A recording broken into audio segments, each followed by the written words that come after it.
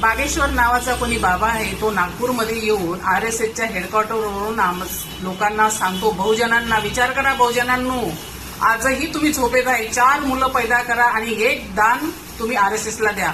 पोटचा गोळा कोणी RSS सारख्या खतरनाक शाखेला देईन. म्हणजे किती हिंमत बघा बाबा लोकांची, आजकाल किती हिंमत होऊन गेलेली आहे.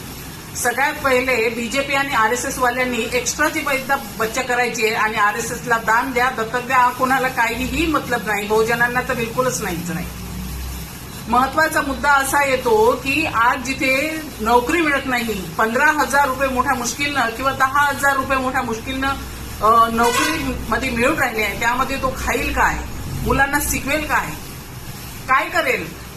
म्हणजे आणि त्याचबरोबर जी लोकसंख्या वाढून राहिली भारताची, याकडे कोणाचंही लक्ष नाही. फक्त हिंदूंनी मुलं पैदा करायची एवढं मात्र जरूर माहित आहे. की खरंच देश सेवा सुरू आहे का.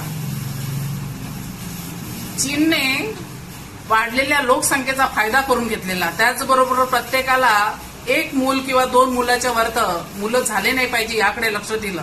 आणि भारतात हे उरले सुरले जे बाबा आहे, आमचे सत्यपाल महाराज म्हणतात उरले सुरले बाबा जे आहे ते बाबा असे ज्ञान वाटतात. तर खरंच यांचं भारतावर प्रेम आहे का. जसं निसर्गाची नासाडी चाललेली आहे आणि समाजाची नासाडी चालू आहे, म्हणजे इथला जो नागरिक आहे, या नागरिकाला भरकटण्याचं आणि त्याचबरोबर त्याला दिशाहीन करण्याचं जे कार्य आहे, ते कार्य हे उरले सुरले बाबा नावाचे करत आहेत. जय भीम, नमो बुद्धाय.